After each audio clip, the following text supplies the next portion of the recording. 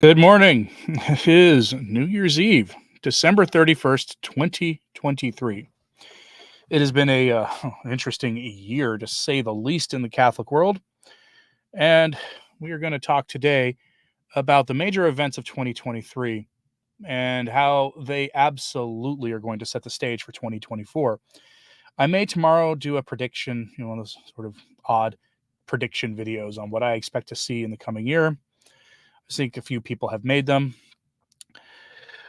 Morning to Joe and Ray in the chat, as well as Colleen, John, and KW. Couldn't sleep, Joe. Well, that's not good. Hopefully, you don't have any long drives ahead of you today. Just go to Mass and then take the day, have an easy day if you can. But there's been a lot of predictions being made about what you'll see in the church in the coming year. And I'm going to do predictions, I think, tomorrow on January 1st.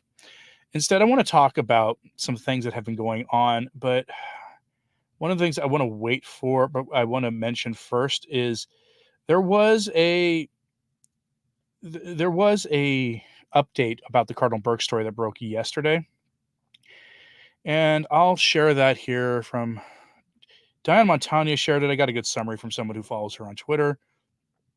So, in a brief update about what happened with Cardinal Burke, Diane Montagna, the intrepid Catholic journalist who, during the synod meetings, had said all sorts of really hard and pointed questions to the bishops there, questions that many of us would have asked if we had been there. She actually managed to get confirmation from Cardinal Burke that Pope Francis has removed Burke's only retirement benefit, that would be basically his pension, that Cardinal Burke has no other pension, that his health care was also taken, and that his apartment rent in Rome is set to quadruple. Meanwhile, Father Rupnik is still in Rome, carrying on with his normal way of life. So there you go. That's the update about Cardinal Burke. Yeah, they are showing him what synodal mercy really looks like. Colleen says we finally made it to New Year's Eve. Yay. 2024 is going to be an interesting year, folks. It really is going to be interesting. I don't think there's any way it can go without being interesting. You have the looming secular politics over everything, and all sorts of rumors of conclaves and things. And I'll talk about my own predictions for 2024 probably tomorrow, unless major news breaks today.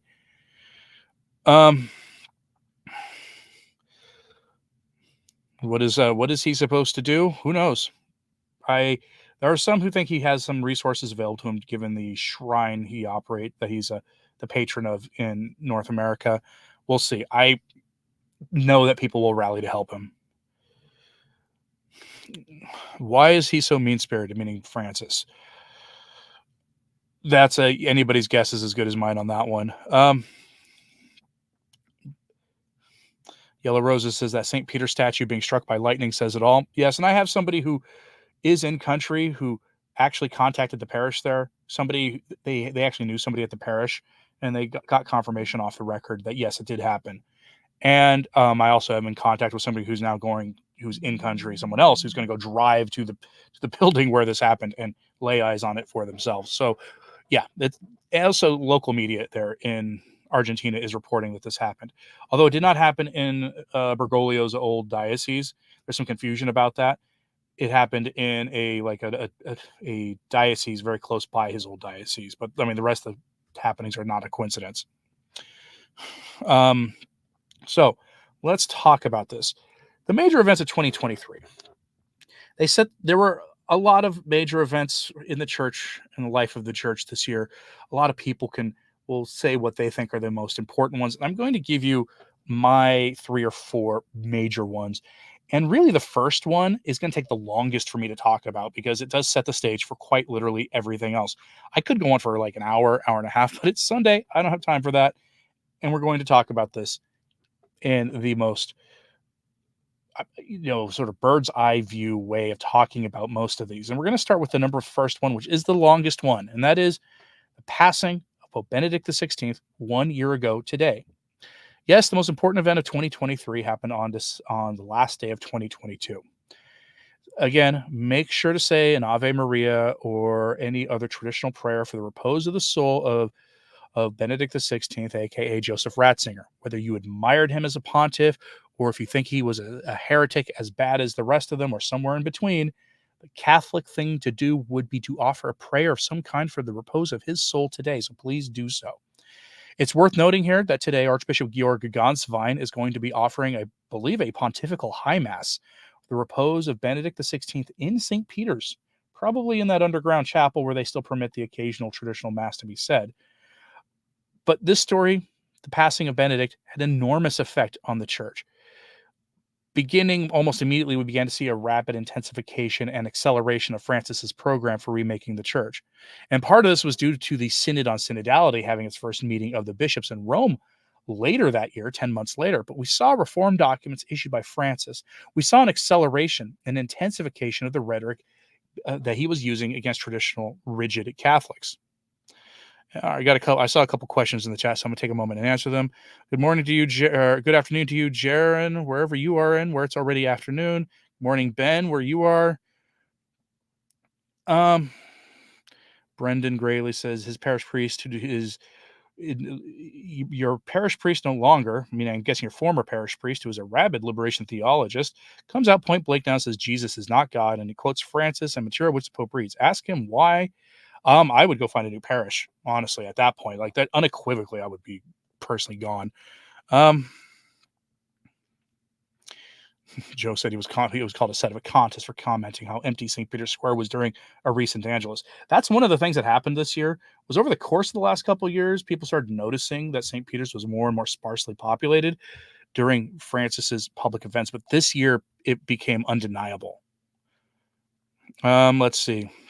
Do I think anyone would show it to Francis, the message from above? The message. Oh, if you're referring to the St. Peter's thing, I don't know if people would be willing to risk earning his ire that way. But let's continue here. People saw an increased speed of things happening in Rome after the passing of Benedict XVI. And I was reminded this year constantly of something Art Bell used to say before he passed away, I think in 2010. He had a thesis for something he called the quickening. And one definition I found of his observation is this, quote, "There's a feeling that something is out of balance and some great change is about to occur. That life as we know it is about to change for all of us. The quickening is the events that show change is near and are the symptoms of this impending change." End quote. Now, the first time I heard Art Bell say this was in the 1990s, and by mid-September of 2001, he had been proven right. That sense of change in the church has been with us for some time, but it really took off after the passing of Benedict XVI, almost like a door or barrier had been removed. This took the form of the Synod on Synodality, more brutally honest moves by Francis to break away from traditional Catholic teaching on the James Martin sin. I want to take a special note of that, by the way. On that sin in particular, this past June, like the year before, Francis sent a handwritten personal letter to Pastor Jimmy Martin of the Jesuit Church, who dutifully and predictably showed it off on his websites and in his social media pages. I have made videos about this when this happens 2 years in a row. Francis writes him letters and thanks him for the good work he does on that issue and to keep up the good work.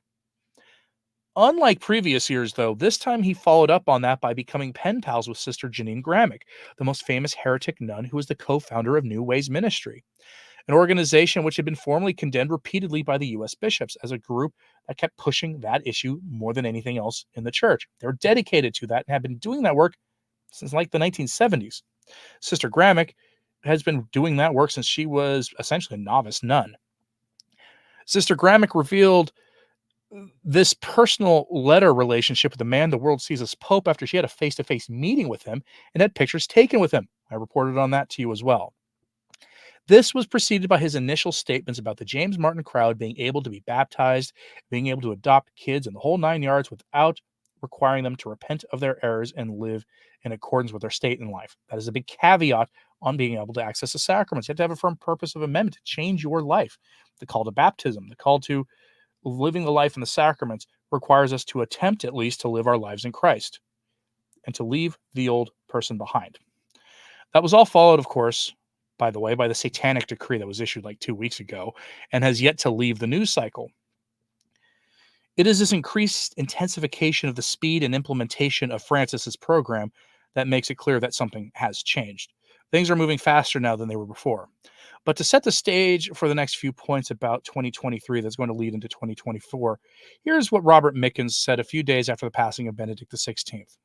I'll have all my sources for this stuff so you can read it all for yourself. I'm not going to put any of this on screen today. But I'll have the sources for this at returntotradition.org pretty much right after this live stream goes live, within like half an hour of it going live. So anyway, quote, within hours of Benedict's announced passing, pre-recorded interviews with Gonswein and excerpts of a tell-all book the then 66-year-old German prelate had ready to publish the day after the funeral were suddenly appearing on social and mainstream media. The Archbishop's comments were seen as attacks on Francis. They also did more than merely suggest that Benedict was unhappy with some key decisions the Jesuit Pope had made during his pontificate. Francis's reaction to the Bavarian predecessor's passing seemed odd and probably some cold and distant. He continued to forge ahead with all his pre-scheduled public engagements, right up to the day of the funeral. And in the 4 discourses he delivered during those days, he only briefly mentioned Benedict. Was this in retaliation to Gonswein's behavior? We don't know. It's also possible that the decisions that Francis and his assistants made concerning the funeral arrangements are what provoked the Archbishop to lash out. Moreover, the origins, and no matter who took the first comments in this sort of ongoing battle, a fragile peace has been greatly disturbed. And this could spell trouble for the pontificate of Francis, who at age 86 and in declining health is likely to face even more opposition than before. Those who think Benedict's passing gives him greater freedom, meaning Francis, to govern the church without the former pope's shadow looming over him, should think again. Benedict was actually a neutralizing element that kept the radical fringes in both opposing camps somewhat at bay. That element is now gone. End quote. I'll pause here and check the comments, but remember, there's something clearly changed with the passing of Benedict. In hindsight, that's absolutely clear. Well, a lot of us speculated at the time that was going to be the case, and it absolutely has come to pass. Benedict suffered greatly in the belief he knew that Francis was looking to destroy Jesus's church. I mean, that could be the case. We will find out eventually someday, though. Jaron says everything is going to accelerate the decadence in the church and in the secular world. I don't know how much worse the secular world can get, but those could be famous last words also. Colleen says she remembers when Art Bell talked about the quickening. Yes, he does have a book about that. It's on Amazon. I when I was like looking for a good summary definition of it, I saw that book was available. I should maybe consider getting a copy, actually, just because Art Bell was an interesting figure, a very interesting figure. Declan expects in 2024 James Martin will be made a bishop. Look, I would be surprised if he was not at least offered to become an auxiliary bishop in Hollywood or in San Diego or someplace like that. Those are stepping stone dioceses to much more important dioceses. Let's see. Just checking to make sure. All right. Yeah, KW says, don't forget to hit the like button, folks. Yes, please do so. All right. So, but that's where we are. And after all that Robert Mickens says, he then asks if we'd see Francis clean house of Ratzinger's people from the Curia. Some of that did happen, but not nearly as much as we expected. Instead, ever the pragmatist, Francis turned towards those who were verbally resisting him, or who as bishops were simply not obeying orders, and proceeded to have them removed or otherwise punished. We'll get to a lot of that here in a moment. Many of Benedict's appointments, though, weren't exactly the most confidence-inspiring appointments either. Cardinal Mark Ouellet went from being someone highly regarded by many, including as being considered Pape Bile and a Benedict XVII type figure. He was considered as one of the better bishops back during Benedict's time, to becoming a total Francis loyalist. That's why you didn't see a lot of Benedict's people removed from the Roman Curia, because a lot of them just fell in line behind Francis. Many other examples of that too, though. But here's where Mr. Mickens had an interesting observation last January. He compares Benedict's resignation to Richard Nixon's famous trip to Cardinal Zen's homeland and the effect it had on world relations, where even after Nixon's fall from grace, he was still afforded some respect because of the impact he had on the world as a trailblazer in the area of geopolitics. Remember, Richard Nixon fundamentally changed geopolitics through his famous overseas trip. And this is where he compares Benedict's resignation to that. It is an interesting comparison to make. He then says this about Benedict's funeral, though, quote, remember, Nixon got all sorts of honors when he passed away in the 1990s. Okay, quote, The Vatican gave no such honors to Benedict XVI. It was a very foggy, chilly, and damp morning on the day of the former pope's scaled down funeral. The crowd that gathered represented the clerical church that adored him. It was slightly smaller, 50,000 or so, than the some 65,000 that had been anticipated.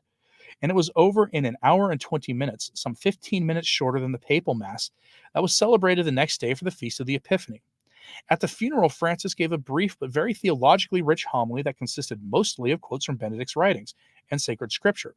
He mentioned Benedict by name only once and at the very end. The Pope looked unpleasant throughout the liturgy, and surprisingly, shockingly, some would say, he did not attend the interment of Benedict's body in the crypt after the Mass. The Vatican did not observe a single day of mourning or declare a public holiday, but merely gave its employees the option of attending the funeral. Some services and shops were closed only for the duration of the funeral, and then people were expected to be back to work. There are many of us who were never particularly enamored of Joseph Ratzinger, but the man was the Bishop of Rome for nearly 8 years. For that alone, he's deserved better than this. End quote. There has been talk that Francis is going to formalize a stripping down of papal funerals to make them much less celebratory the way we are used to seeing these things. It's worth noting that secular heads of state get a lot of pomp and circumstance long after they've left office when they pass away.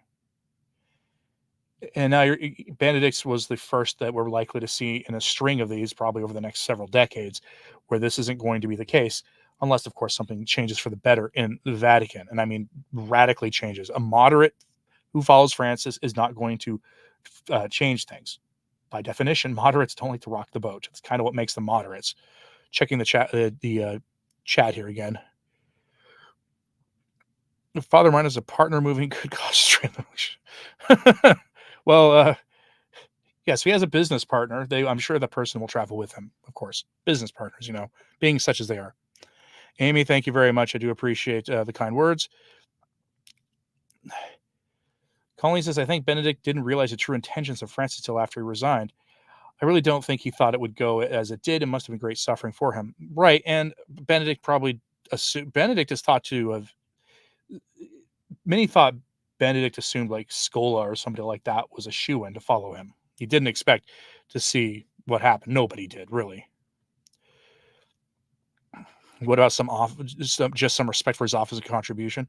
Right. I mean, you would think there'd be at least some basic level of respect afforded him, but it was noteworthy how, I mean, there was, of course, a little bit, but it took his funeral mass was as long as a normal mass.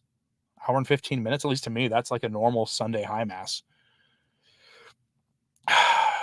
Yeah. So it's worth noting here that Benedict's passing away was treated like something unpleasant that needed to be taken care of for appearance's sake.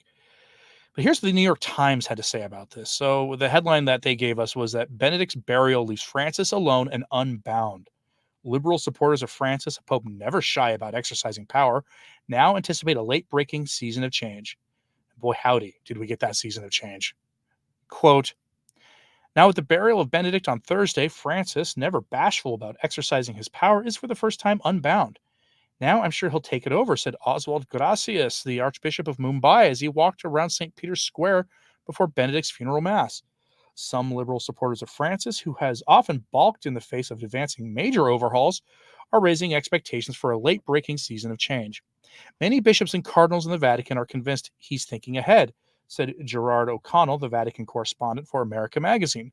What changes now is that opposition will not have the rallying figure manipulating Benedict. Interesting way of putting that, manipulating Benedict, who was very quiet during most of the time in his retirement.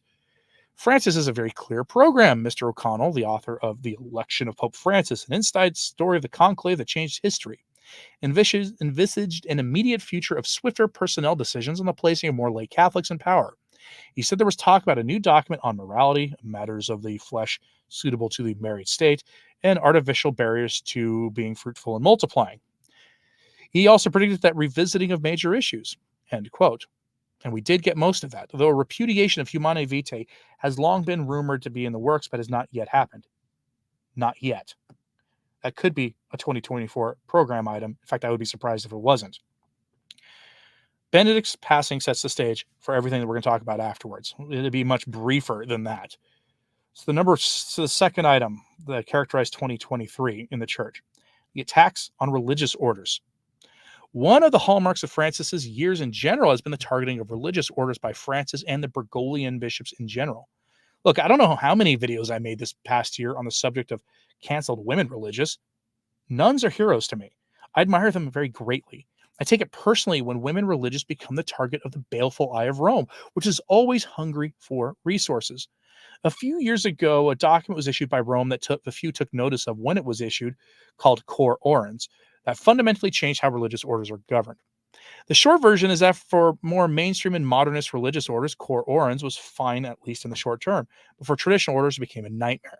The document was issued in 2018 and was described at that time by Vatican News in this very vague way. Quote, the document provides precise guidelines regarding all the practical, administrative, legal, and spiritual aspects of pertaining to the founding and running of monasteries for contemplative nuns. These include detailed specifications regarding the autonomy of monasteries, the founding and building of monasteries themselves, their transferal and eventual suppression, the need for ecclesial vigilance over the monasteries, relation with the bishop of the diocese in question, rules and regulations regarding the separation of the nuns from the outside world, means of communication, the various forms of cloister, including papal enclosure and formation. End quote. It was a comprehensive document about religious life in general, and it put religious orders essentially into these kind of associations of it didn't really matter if you were dedicated to a traditional charism associated with a founder of your order, or if you were essentially, the nuns on the bus. You were all lumped together into these associations that had guidelines over everybody. You could see why that would be a nightmare for traditional religious orders. Since that document was issued, we've seen religious orders receive the equivalent of apostolic visitations. They've had many of them. Not only traditional orders either. This has happened to some modern, more liberal ones. Though disproportionately, it does appear to be the case that the traditional ones got most of the visitations. There were several stories that I could talk about here, but the two that I spend the most time covering, including possibly burning bridges with someone I respect over the story, so I don't know for sure, they haven't contacted me in a long time since this story broke, are the two here. One is that are the discalced Carmelite nuns of Arlington, and then the nuns of the monastery Maria Tempio Deo Spiritu Santo of Pienza in Italy. Pardon me for my bad Italian. In the case of the latter, the Italian nuns, Archbishop Vigano had defended a group of nuns personally from encroachments from apostate Rome. I had several of his letters on that subject over in the first half of the year. The community of women religious had shrunk in number, turned to tradition to restore their order, and as a consequence, were targeted by Rome, which included an attempt to seize the land their monastery was on and sell it on the market. The nuns resisted for a time and nearly went to live on a property associated in some way with Vigano, but have since tried to work things out with Rome.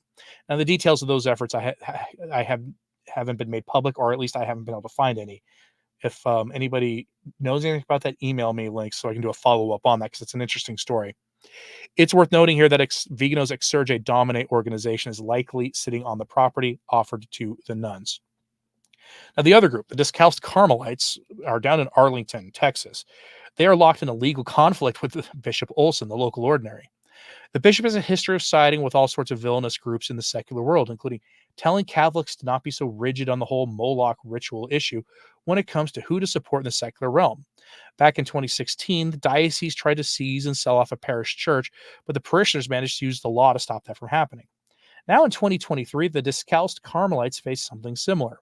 Their property is estimated to be worth between $3.5 and $5 million on the Dallas real estate market. All sorts of odd accusations came out against the nuns with no context given, including accusations that the Mother Superior were using certain kinds of, we'll call them plants, that we associate with certain kinds of hobbies, we'll say, and parties and that kind of thing. These are the kind that the government has takes a dim view on people using, even though they don't really enforce it anymore. People laying those, pointing their finger at her in that way, never mentioned whether she had received medical guidance to use such materials. Pardon me again. Still battling that never-ending cold. But to guide, they never mentioned whether she used those materials to fight off her various ailments. She allegedly admitted to several violations of her vows while under the influence of some of these substances, which in the court of law would never hold up under any kind of scrutiny, because they wouldn't. That would not be no judge would take that kind of testimony with any kind of seriousness. Now, at the present, the nuns are in a sort of stalemate with the bishop. They officially said they no longer recognize the bishop's authority as bishop and call law enforcement if he attempted to enter the property uninvited. That could occur excommunication from Rome if things continue on that path. If there are any updates to that story, if any of the, I do know that the nuns do. Some of the nuns there do check in with this channel periodically. I do know that that's the case. If there's an update to that story, please send me an email. Again, I'd like to know so I can you know, inform the audience. I know a lot of people are very curious about that story. These kinds of stories, though, have happened with little public scrutiny until about 2023, when things changed for the better, at least in terms of scrutiny. Now we know to watch for them. I'm going to take the opportunity to, by the way, at this point, to thank channel patrons and members for supporting this work, because it does enable me to keep the stories of nuns and monks of this kind, as they happen, coming for you to shed some light in the darkness on this. So thanks to them. Again, nuns are heroes of mine. I've always admired them. And before we move on to the next story, please say a Hail Mary for the nuns in these stories and those in your area. Say a prayer later for vocations to the religious life. The greatest minds of the church always recognize that men and women religious are the unsung heroes of the faith, offering their lives in service and prayer for the salvation of our souls and for the well-being of the church. Before I go on to the next point, let's check in with the live chat. Let's see. The two popes movies made out that they were so close friends, but can't see it to be true considering the response to his passing. That movie was propaganda. It really was. Somebody joked that with the pictures of Cardinal Burke and Francis meeting that you're going to get a sequel to that movie. We'll see. I'm not actually convinced that Cardinal Burke is all that papabile, honestly.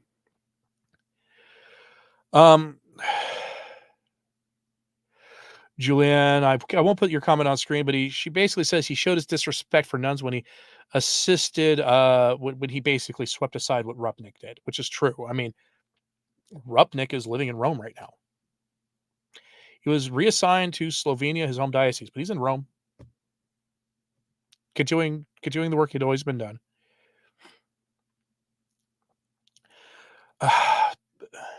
Vigano would be a wonderful pope. He's not papabile, trust me on this. Aside from being, he's like 82 or something, but aside from that, a lot of the bishops and a lot of the cardinals don't like him because of the letters he's been writing for the last 5 years, and for essentially not sticking to the club and just keeping quiet about the things he knew. They don't like him for that reason. So I'm not a believer that the Holy Ghost chooses the Pope. At the conclave, bishops can align their will to the Holy Spirit through prayer and fasting and the rest. But there's no evidence that they've been doing that for a long time, and I don't see this current crowd doing that. There's no chance of him. I would expect the next Pope to be either a moderate as a response, but probably someone older who will, sit there for 2 years or something, kind of like John the 23rd kind of short-term Pope, or someone younger and just like Francis. Think Fernandez, somebody like that, if they can muster the support behind him, which would be a trick given that the story has gone really bad for them, this whole Fiducia supplicans thing. But the other thing is, as I'll get into my predictions for 2024 video tomorrow, I don't expect to see a conclave this coming year. I really don't. Lynn Wade says another example of the Order of Sisters that Father Rupnik was involved with. Yeah, they were suppressed too. That happened late in the year. So, yes, Fernandez would be a nightmare. Yes. Damien says the lightning strike is a major story. It is. And I mentioned earlier, I had somebody who's in country, who actually knows somebody who works at that parish, talk to the person they know there who confirmed the story. And I have somebody else in country who's actually going to go put eyes on that statue today if they can. I expect they're going to get there and find the thing covered up or the property locked off so you can't get in. That's what I expect.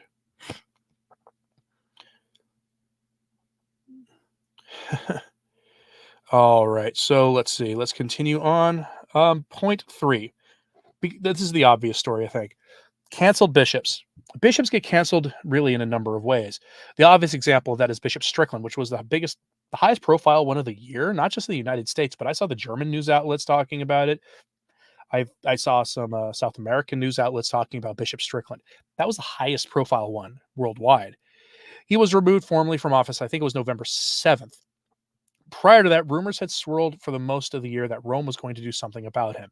And in the summer, he received an apostolic visitation, where the corrupted bishops who investigated him openly talked about who they thought would be a good fit to replace Bishop Strickland. And they did so right in front of his employees.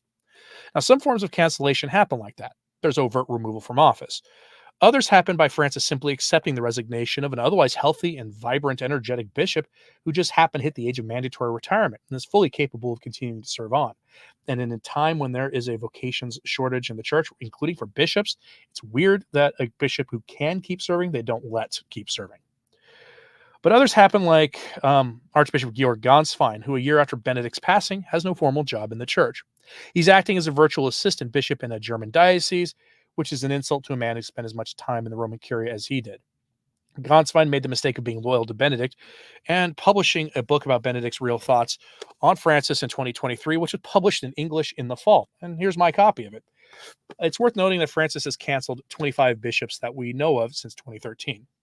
25 that we know of. It has taken various forms, including sending some highly capable former members of the Roman Curia to be bishops of remote dioceses far from any influential centers of church power. Others have been forced into retirement while they were only in their 50s.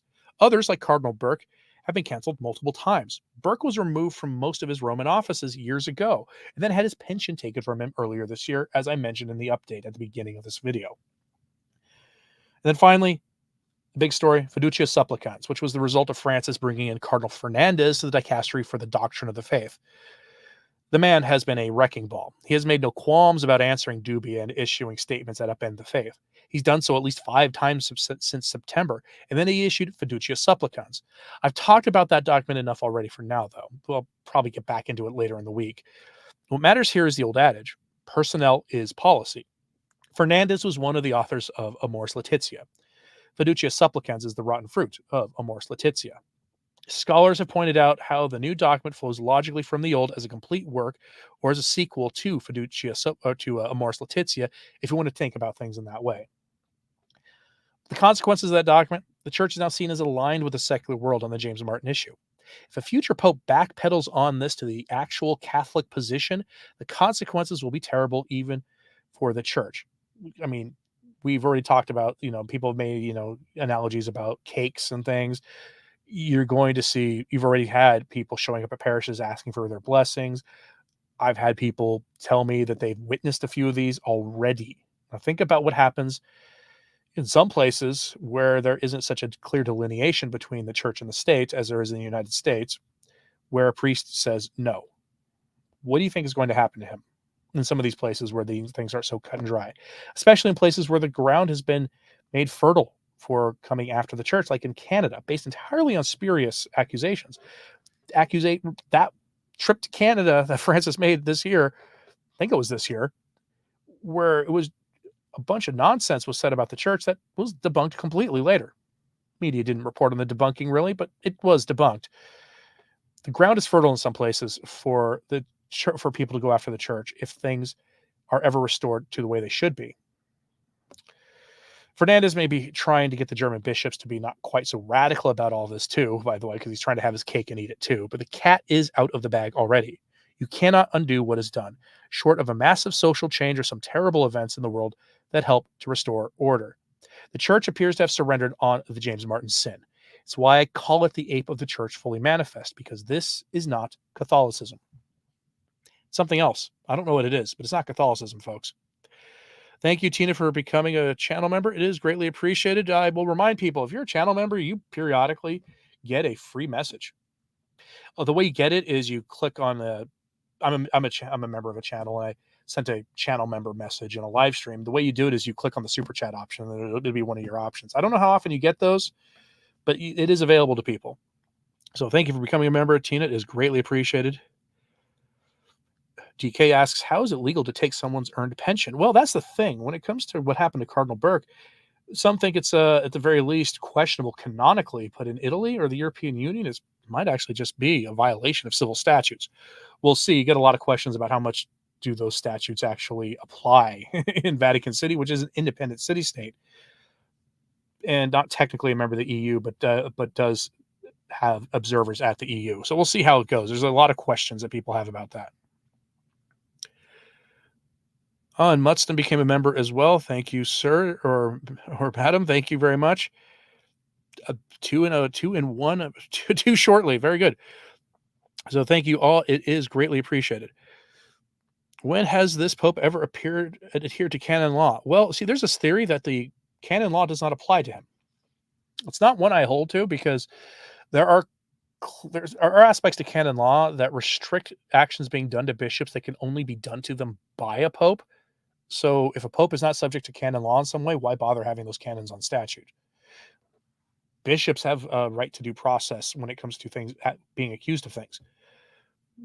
What would be the point of having those if a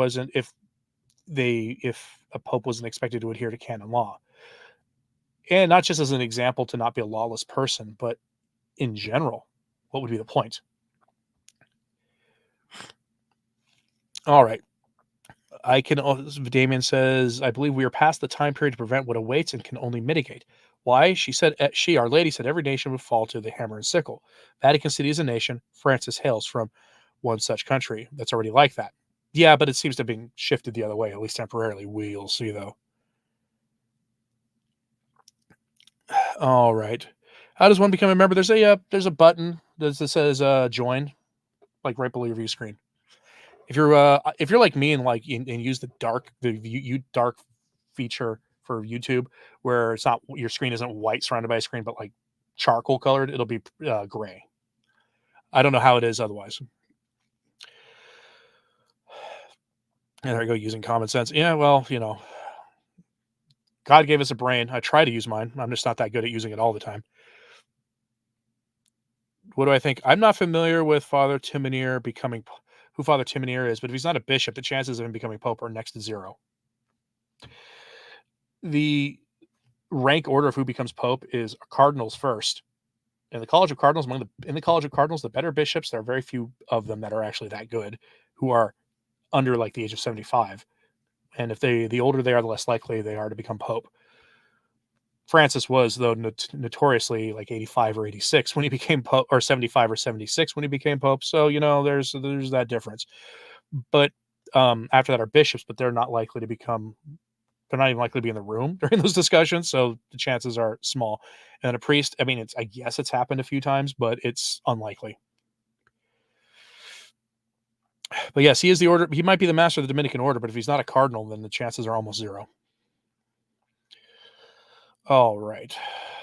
I do need to start getting my family ready for mass soon. So I'm going to ask for any final questions at this point.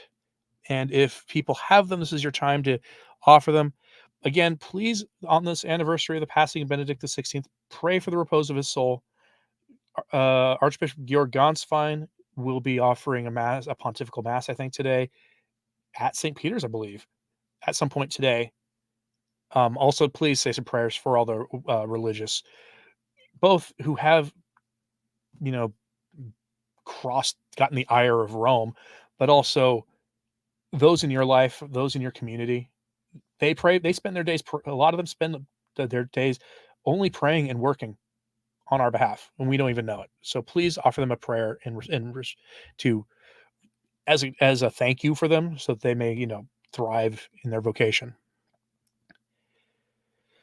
Can I explain or define the dicastery of the doctrine of the faith? Sure. It used to be called the Congregation for the Doctrine of the Faith. Before that was called the Holy Office. Their job was to, in theory, defend the integrity of the doctrine of the faith. And they did that by investigating heresy. They did that by issuing documents to clear the air on behalf of the Pope on matters pertaining to doctrine, dogma, and all sorts of things. Recent years, it's been used for other things. Also, part of it is to investigate Ted McCarrick kind of priests too, because there's a very clear link between doctrine and those kinds of evil failings. What's the chance of Cardinal Tagle? He's much more papabile than anybody's mentioned recently. He's from the peripheries, which are points in his favor these days.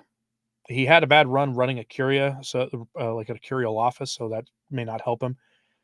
But again, I don't expect to see a conclave in 2024. I could be wrong about that. I just don't. I think we're going to have Francis for longer than people expect. I will have my predictions for 2024 live stream tomorrow morning. The only video I have for you tomorrow is related to the feast day for the feast of Mary, Mother of God tomorrow. So, and yes, I know it's something different on the pre-conciliar calendar, but I have a devotion to Our Lady. So, while I don't think that the old feast day should have been gotten rid of, I'm not gonna fight it either. um, let's see. Do you know anything about some French guy big on 3 days coming out with a rumor that the Marian apparitions will be canceled? Um, I've heard that rumor. We'll see. I mean, that would cause a tidal wave in the church if they did that. It wouldn't surprise me though.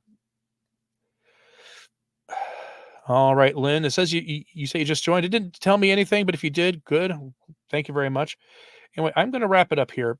I do have to get my family ready for mass. So, um, I know it's only 4 in the morning here, but when you've got 3 kids to get dressed and everything else and prayers to do and things. So, all right. The other thing I want to mention is I will mention this before I do wrap up. You probably heard rumors that the SSPX are going to consecrate some bishops again. That rumor sounds like, by the way, because I see Damien in the chat, pretty sure that I saw him on Facebook reminding people that's not actually true. This one came from a diocese in France, complete within their parish bulletin. Believe it when SSPX News publishes a story on that, or when Bishop Fillet comes out and makes an announcement, or when the Superior General of the Society makes the announcement. Beyond that, just wait until they make their announcement themselves. I wouldn't spend any time on that rumor. All right. What is the prayer we say on the 1st of January? I'm not sure, honestly. I should look that up for tomorrow, though. Why do I have a Quebec flag behind me? That flag is a sign of Catholic resistance. That's why. It's a classic symbol of Catholic resistance. I'm not French. I'm English mostly, actually. And despite my last name, some people have made some weird accusations about that. I'm actually mostly English, a little bit of German, but mostly English. All right. Thank you, folks, for tuning in today. May God bless you. And remember to pray for everybody we talked about today. And if anybody in the public eye in the church uh, sends you and gives you feelings of anger and things, make sure to say a prayer for them. Don't lose your soul over the things going on in the church. I hope you all have a very, very happy new year, and I will see you tomorrow with my predictions for 2024 live stream. God bless you.